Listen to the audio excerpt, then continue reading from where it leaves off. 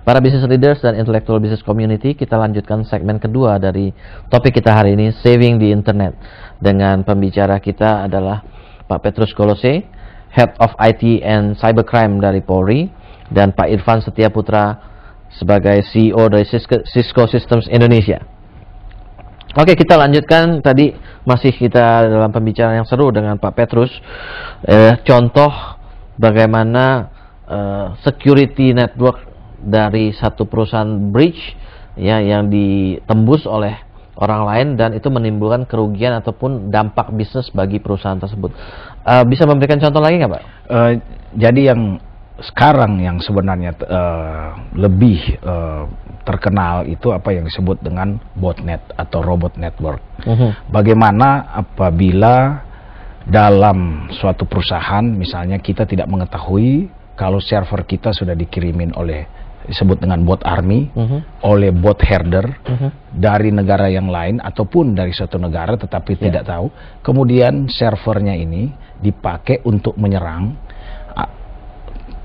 kepada perusahaan yang lain atau mungkin juga government atau institusi, atau juga bagaimana bisa membuat suatu perusahaan atau tempat yang lain tidak bisa berfungsi networkingnya, padahal dia sendiri tidak menyadari bahwa sistemnya itu atau dari servernya ini yang membuat sampai salah satu institusi mungkin atau dengan perusahaan yang lain itu tidak bisa berfungsi. Ini kita juga ada kerjasama di dunia karena memang terdeteksi termasuk Interpol itu, Pak ya? Ya, kita pernah tahun yang lalu kita rapat di Interpol, jadi ketemu antara law enforcement seluruh dunia, kemudian dengan mungkin juga ada dari Cisco dan sebagainya, dari security networking yang lain untuk membicarakan, karena masalah networking ini kan tidak bisa dibahas dalam satu jurisdiksi aja. Karena seperti saya katakan dalam pembicaraan tadi bahwa kalau bicara tentang networking ini kan ekstra teritorial. Kita klik di sini, akibatnya di tempat yang lain. Nah, misalnya yang kalau kita lihat yang direct impact lah, yang bisnisnya direct impact itu perbankan, Pak.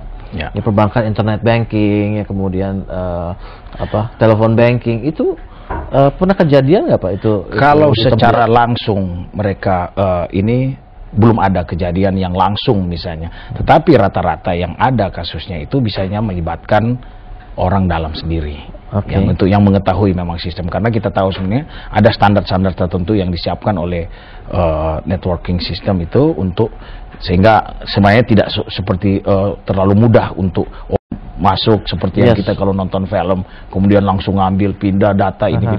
Kemudian contoh yang lain juga mungkin yang manual mereka lihat, misalnya orang lihat tadi ditanyakan oleh Pak Bayu tentang ATM itu ternyata juga setelah kita telusuri banyak juga yang mereka memang ada pada waktu orang masuk itu ada kamera yang tersembunyi, dia juga merekam pinnya pada waktu di luar, jadi tidak secara langsung dia masuk gitu.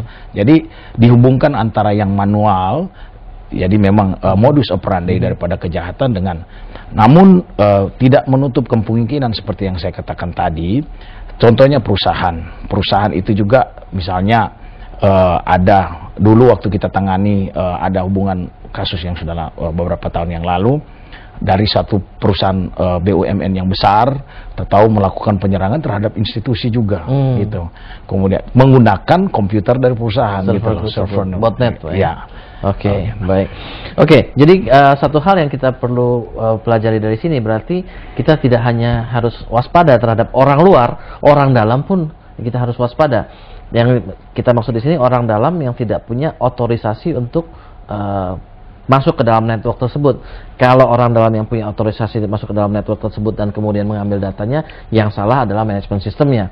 Tetapi kalau manajemen sistem kita sudah menggariskan orang-orang yang di luar dari authorized person itu bisa masuk, berarti kita ada masalah dengan kita punya network security.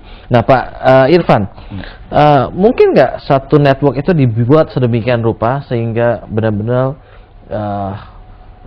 hacker proof gitu ya, benar-benar aman dan controllable by the owner gitu? Ya, itu sih mungkin saja gitu ya. Cuman sebelum kita masuk ke jawaban mungkin atau tidak, kita mesti mengconsider beberapa hal pada waktu membuat sebuah jaringan yang proven, yang cukup secure, dan bisa menghindari attack dari luar maupun dari dalam. Seperti kita ketahui, internet itu kan kalau kita bisa gambarkan kan sebuah awan lah gitu ya, di mana semua orang tersambung. Definisi tadi internet dengan komputer sebenarnya sekarang itu udah lebih luas. Karena yang tersambung ke internet itu bukan cuma komputer, tapi sebenarnya kalau kita katakan itu yang berbasis IP devices, yang punya IP address. Dan itu bisa mulai dari handphone sampai kulkas pun, kalau dia punya IP address bisa, maupun TV dan segala macam. Tapi kita kembali ke pertanyaan tadi, itu adalah pada waktu kita mau coba membangun sebuah jaringan, terutama untuk keperluan bisnis yang cukup aman, itu ada 4 hal yang mesti diperhitungkan. Yang pertama, hardware-nya, perangkat kerasnya tentu saja. Yang kedua, software apa saja yang diperlukan di situ. Yang ketiga, itu prosedur apa saja. Karena seperti Pak Petrus katakan, hardware software mau kita bikin secanggih apapun, kalau kita nggak tahu prosedurnya untuk menjalankan itu juga jadi berbahaya. Tapi yang paling penting ternyata ditemukan dari banyak riset yang kita lakukan, itu beyond 3 ini, itu adalah manusianya. Manusia kenapa? Belum ngerti manusianya. Seperti contoh, kita melakukan riset dengan salah satu institusi di Amerika. Kita datang ke beberapa negara untuk tanya, ada 2000 pegawai dari beberapa perusahaan kita tanya, maupun institusi kita tanya, apa behavior mereka pada waktu berkaitan dengan security misalnya. Dan jangan kaget bahwa kemudian beberapa orang di beberapa negara, berapa persen di beberapa negara, itu punya kebiasaan tulis password komputernya dan ditaruh di monitor. Anda mau punya hardware secanggih, semahal, sehebat apapun, itu artinya office boy yang datang malam dan masuk situ dan kemudian bisa hack lah. Kayak kita kunci pintu, kuncinya kita taruh di depan pintu. Kadang-kadang menurut kita nggak mungkin, tapi berdasarkan riset itu terjadi. Gitu loh. Jadi edukasi, terus kemudian terus-menerus training, terus kemudian updated mengenai apa aja kemungkinan risiko yang bisa terjadi dengan jaringan yang tidak aman, itu perlu kita lakukan terus-menerus. Nah, yang jadi masalah adalah bahwa kemudian orang menganggap bahwa ini isu technical. Ini isu technical bits and bytes saja gitu loh. Ini taruh inilah, beli inilah. Itu yang pertama. Yang kedua, orang menganggap bahwa namanya isu keamanan di jaringan itu soal, saya sudah beli antivirus terus selesai. Antivirus itu seperti definisi virus ya.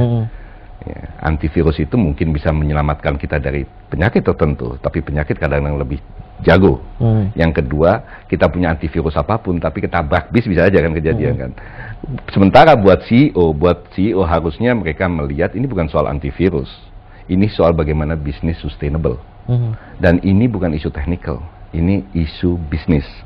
Oleh sebab itu memang benar, banyak sekarang orang kemudian mulai bicara mengenai concern CEO, dan rasanya di undang-undang terbaru itu juga tanggung jawab itu juga ditingkatkan. Karena ini bukan persoalan kita hilaf lupa beli antivirus, tapi tanggung jawab kita di mana untuk kemudian membuat sistem kita aman dari serangan orang luar yang bisa menghancurkan bisnis kita, tetapi juga bisa menggunakan institusi kita untuk menghancurkan bisnis orang. Dan yang bertanggung jawab harus jadi institusi kita ya, ikut bertanggung jawab ya. Saya mungkin itu masuk domain legal ya Pak ya, tapi saya ingin mengatakan kita nggak bisa lepas tangan lah. Kita nggak bisa lepas tangan dan kita mengatakan bisnis kita growth-nya bagus, kita punya kontribusi CSR terhadap masyarakat bagus, kita nyumbang, kita terlibat di gempa bumi sana sini, tapi kita nggak peduli soal bahwa kemudian sistem komputerisasi atau sistem security di dalam perusahaan tersebut, kita bilang itu urusan technical. Jadi isunya begitu. Jadi kalau kita lihat, kalau itu berdasarkan survei di seluruh dunia bahwa banyak faktor personal ya. Saya rasa kalau gitu di Indonesia lebih tinggi lagi lah faktor human-nya dibandingkan faktor technical side-nya. Ya berarti itu adalah masalah edukasi dong Pak yang lebih penting ya. Betul, edukasi. Seperti saya ingat zaman tahun 80-an ketika kita mau ke ATM aja juga lihat-lihat dulu nih bener nggak duit saya aman apa nggak. Tapi ketika para CEO bankers pada waktu itu bilang this is the best way untuk nasabah kita mengambil uang. Dan pada waktu pertengahan 80-an, 90-an kalau nggak salah, saya ingat itu ada survei yang menyatakan bahwa, dan itu membuat para CEO bergerak semuanya untuk kemudian menyediakan fasilitas ATM dan kemudian akses dan sampai internet banking, yaitu pada waktu itu ada pemahaman menyatakan bahwa kalau kita memberikan kemudahan semaksimal mungkin kepada nasabah kita untuk mengambil uang, semakin lama uang itu akan bertahan di bank saya. Jadi bukan semakin orang makin sering ngambil uang, gitu. Itu ada filosofi pemikiran seperti itu, sehingga fasilitas itu diberikan kepada para nasabah. Yang kita harapkan akhir ini dengan banyak kejadian yang terjadi, yang saya nggak tahu apakah impact financial market yang krisis yang ada ini, tetapi kalau para CEO mengatakan semakin secure sistem saya, nasabah saya semakin merasa aman, bisnis saya semakin bisa sustainable. Nah, kalau dikaitkan dengan Indonesia apa enggak, saya nggak bisa kasih komentar terlalu jauh sih ya. Tetapi banyak kasus yang kita dengar di underground, yang tidak ke-expose. Misalnya ada yang pernah mengatakan, ada bank ini loh pernah mati 1 harian gitu loh. Benar apa enggak? Kita juga nggak tahu. Benar apa enggak? Tidak ada yang melaporkan, semua orang tidak melaporkan dan semua orang keep quiet karena betul itu akan benar, itu menciptakan ada mati seharian, tapi apakah itu karena security breach atau karena masalah lain, kan bisa aja terjadi kan? Bisa jadi. Jadi hal itu yang untungnya tidak ada implikasi lanjutan. Saya masih katakan untungnya, tetapi Anda bisa bayangkan kalau satu bank berapa jam nggak bisa akses. Bisa dibayangkan ya. Baik. Apalagi kalau kemudian ada terjadi pembobolan. Baik. Jadi para CEO dan business leaders, kita bisa lihat juga di sini tidak hanya risk untuk bisnis yang bisa terjadi, tetapi security system ini juga akan memberikan rasa aman kepada nasabah, ya, sehingga kita bisa memberikan pelayanan yang lebih bagus, sehingga kita bisa mempertinggi customer satisfaction. Jadi bukan hanya resiko, tetapi juga masalah network security ini juga bisa menambah customer satisfaction dari pelanggan dari company kita. Baik, para business leaders dan intellectual business community, buat Anda yang ingin berpartisipasi, silahkan SMS ke 0896 dan buat yang terpilih akan mendapatkan buku berjudul Data Driven dari Harvard Business Review atau Harvard Business Press, dan juga ada hadiah golf putter dari Cisco System. Menarik sekali hadiahnya buat Anda yang berpartisipasi dan terpilih. Kita akan lanjutkan dalam segmen berikutnya.